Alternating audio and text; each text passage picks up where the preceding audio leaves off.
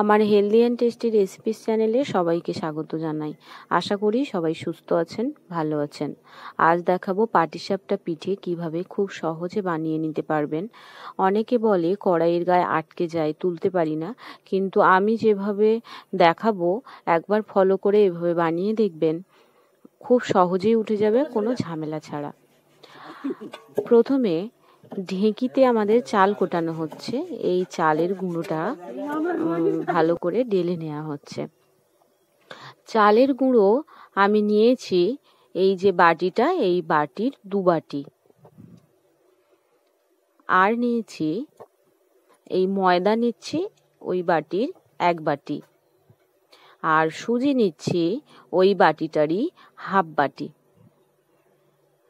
এখন দিয়ে দেব এর মধ্যে স্বাদ মতো লবণ, দিয়ে শুকনো অবস্থায় একটু ভালো করে মিশিয়ে নেব। একটু স্বাদ মতো লবণ দিলাম।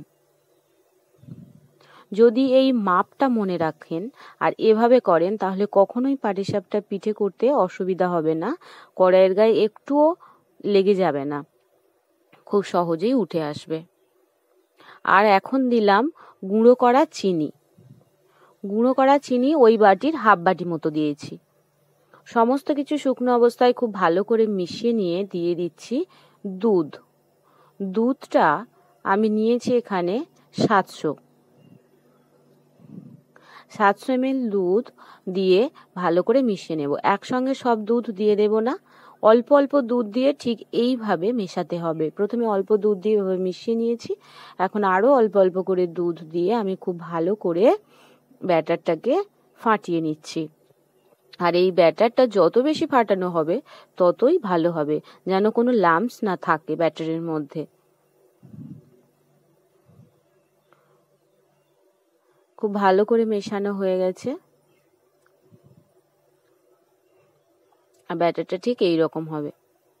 খুব বেশি পাতলা হলে অসুবিধা হবে, আবার খুব বেশি মোটা করলেও ভালো লাগবে না। তা ঠিক এই রকম হবে, মিডিয়াম এই রকম লেন্থ হবে। আর আমি এটা ননস্টিক কড়াইয়ে করব। আপনারা অন্য কিছুতে করতে পারেন, কিন্তু ননস্টিক কড়াইয়ে করলে খুব সহজেই উঠে আসে। আর এখানে নারকেল দিয়ে আমি পাটিসাপটা করব, তাই নারকেলটাকে প্রথমে ছাই মেরে নেওয়া হচ্ছে। নারকেল ছাই মেরে আমার ভিডিওটা একটু স্কিপ করা হয়ে গেছে, দেখানো হয়নি। একে একে সমস্ত পাটিসাপটাগুলো এভাবে আমি করে তুলে নিয়েছি, কোনো রকম অসুবিধা ছাড়া।